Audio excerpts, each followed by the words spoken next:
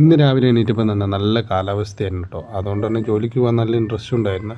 അങ്ങനെ കുളിയൊക്കെ കഴിഞ്ഞ് ഡ്രസ്സൊക്കെ മാറ്റി ജോലിക്ക് പോകാൻ റെഡിയായി. അപ്പോഴേക്കും വൈഫ് ചായ കൊണ്ടുവച്ചിട്ടുണ്ടായിരുന്നു കേട്ടോ. പൊട്ടും മുട്ട റോസ്റ്റും ആയിരുന്നു ഇന്നത്തെ നമ്മുടെ ബ്രേക്ക്ഫാസ്റ്റ്. അതൊക്കെ കഴിച്ച് നേരെ ഡ്യൂട്ടിക്ക് പോയിട്ടോ. ഇന്ന് കുറച്ച് വൈകിട്ടുണ്ടായിരുന്നു. അങ്ങനെ ഹോസ്പിറ്റലിലെത്തി. ഇന്ന് ഞങ്ങൾ ഹോസ്പിറ്റലിൽ ഓണാഘോഷ പരിപാടിയാണ്. ഈ പൂക്കൾ അവിടുത്തെ സ്റ്റുഡൻസ് ഇട്ടതാണ്. നല്ല വൃത്തിക്ക് തന്നെ ഇട്ടിട്ടുണ്ടായിട്ടോ. കാണാനൊക്കെ നല്ല രസമായിരുന്നു.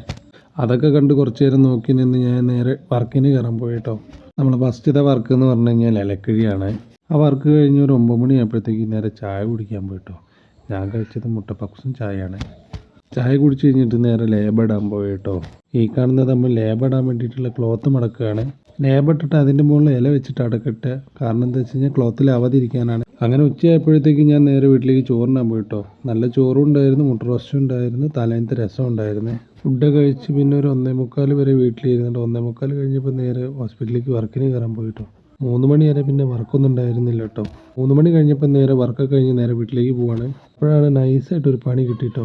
വണ്ടിയിൽ എണ്ണ തീർന്നു പോയേ. പിന്നെ മണാശ്ശേരി പെട്രോൾ പമ്പ് പോയിട്ട് 50 റുപ്യക്ക് എണ്ണയും വാങ്ങിയിട്ട് നമ്മളെ വണ്ടിയുള്ളടത്തേക്ക് നടന്നു പോയിട്ടോ.